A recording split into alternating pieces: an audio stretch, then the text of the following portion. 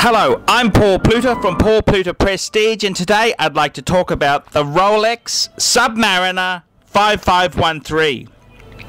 And this is also known as the James Bond Submariner, the No Date Submariner, and it's a very, very interesting piece. And I must say, I've been fortunate enough to have actually owned a couple of 5513s and 5512s. And the 5513 is got the non-certified movement. The 5512 has the Chronometer grade movement. But I mean, for all intensive purposes, both of them are pretty good watches. There's no question of that.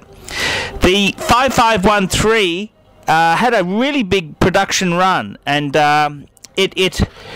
because it was a no date model, it lasted quite a while, up until early 1990, when also the Explorer 1, which was a 1016 in plastic, was replaced by a sapphire version, and in the 5513's case it became the 14060, and basically it gained a sapphire crystal, and it moved more in line with the 16610 date Submariner. But the 5513 is a very special piece, very collectible, very, very nice piece. The last serial number for 5513s was an L, just like the Explorer 1. And I did own an R serial number 1, which was just before the L serial number, and I bought it from Ronnie from Brisbane Vintage Watches, and I foolishly sold it back, and that was certainly a mistake. But that's how it goes there with the 5513. So it's a plastic glass, very collectible because it was vintage, and because of it's the 4-digit model with the plastic sports watches, incredibly desirable, and very, very good pieces to have. And if you've got a mint version of those, they're a really good thing to have there. So it's one of these things there. You just sort of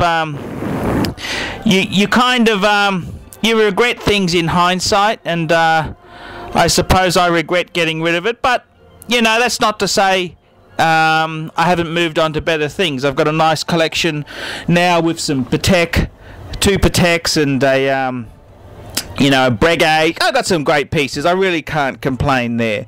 But the 5513 itself is probably one of the most collectible sports submariners. And it's got the crown guards, and there are a couple variations. The earlier ones had different crown guards, but the thing is with them, they're all basically, they're very, very similar.